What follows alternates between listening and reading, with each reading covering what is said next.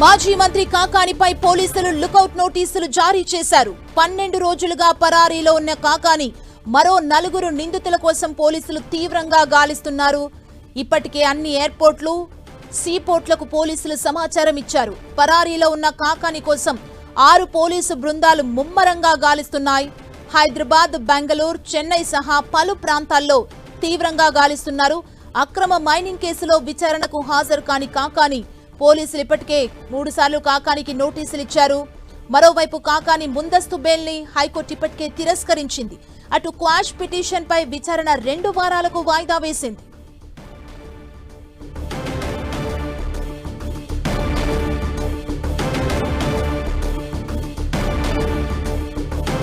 మరింత సమాచారాన్ని మా ప్రతినిధి దేవకుమార్ అందిస్తారు. దేవకుమార్,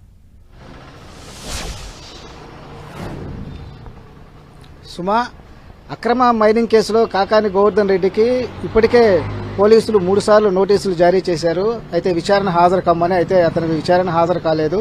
అదేవిధంగా అతని అల్లుడు, అదేవిధంగా మరికొందరు వైసీపీ నాయకులకు కూడా నోటీసులు జారీ చేయడం జరిగింది. అయితే వీళ్ళతో పాటు అంటే కాకాని గోవర్ధన్ రెడ్డికి 3 సార్లు నోటీసులు జారీ చేసినా, ఒకసారి నెల్లూరులో, అదేవిధంగా 2 సార్లు హైదరాబాద్లో నోటీసులు జారీ చేసినా కూడా విచారణ హాజరు కాలేదు.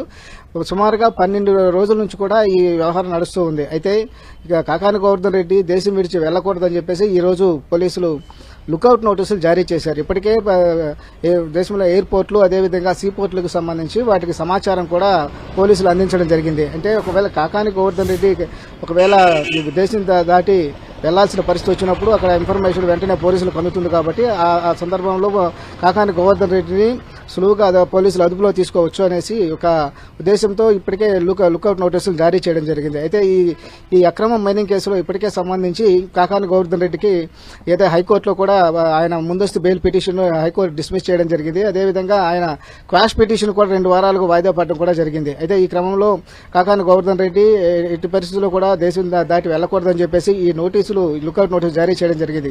మరోవైపు కాకాని గోవర్ధన్ రెడ్డి ఎప్పుడైతే ఈ కేసులో రిఫర్గా చేర్చడం జరిగిందో అప్పటి నుంచి కూడా కాకాని గోవర్ధన్ రెడ్డి అజ్ఞాతంలో ఉన్నాడు. ఒకసారి కాకాని గోవర్ధన్ రెడ్డి ఈ నెల 3వ తేదీ నుంచి నేను నెల్లూరులో అందుబాటులో ఉంటాను, పోలీసులకు అందుబాటులో ఉంటాను, ప్రజలకు అందుబాటులో ఉంటానని చెప్పినప్పుడు కూడా ఆయన ఎవరికి కూడా అందుబాటులో వెళ్ళరాని పరిస్థితి. ఈ క్రమంలోనే పోలీసులు ఆయన కోసం ముమ్మరంగా గాలిస్తున్నారు. ఇప్పటికే బెంగళూరు, చెన్నై, అదేవిధంగా ముంబై, ఈ ప్రాంతాల్లో కూడా, నెల్లూరు, ఈ ప్రాంతాల్లో కూడా ఆయన కోసం 6 బృందాలు అనేటివి కూడా కాకాని గోవర్ధన్ రెడ్డి కోసం గాలింపు చర్యలు చేపట్టిన పరిస్థితి కనిపిస్తుంది. మొత్తానికైతే ఈ కేసులో ఇప్పటికే 250 కోట్ల రూపాయల అక్రమ క్వారీ దోపిడీ జరిగినట్లుగా పోలీసులు కేసు నమోదు చేశారు. ఈ కేసులో ఇప్పటికే కొంతమందిని రిమాండ్లో ఉన్నారు. మరికొంతమంది A4గా కాకాని గోవర్ధన్ రెడ్డి ఉన్నారు. ఇతని మరికొంతమంది ముందస్తు బెయిల్ కూడా పొందారు. అయితే కాకాని గోవర్ధన్ రెడ్డి A4గా చేర్చినప్పటి నుంచి కూడా కోర్టుకి ఇప్పటికే పలుమార్లు ముందస్తు బెయిల్ కోసం ట్రై చేసినా కూడా అది కుదరలేదు. అదేవిధంగా మొన్న జరిగిన వాదనల తర్వాత అతను పిటిషన్ హైకోర్టు డిస్మిస్ చేయడం జరిగింది. అదేవిధంగా క్వాష్ పిటిషన్ కూడా వాయిదా వేయడం జరిగింది. ఈ క్రమంలోనే పోలీసులు ముమ్మరంగా ఆయన కోసం గాలిస్తున్నారు. మరోవైపు చూస్తే ఇప్పటికే ఈ కాకాని గోవర్ధన్ రెడ్డి ఒక 2 వారాల నుంచి కూడా అజ్ఞాతంలో ఉన్నట్లుగా తెలుస్తోంది. థాంక్యూ దేవకుమార్.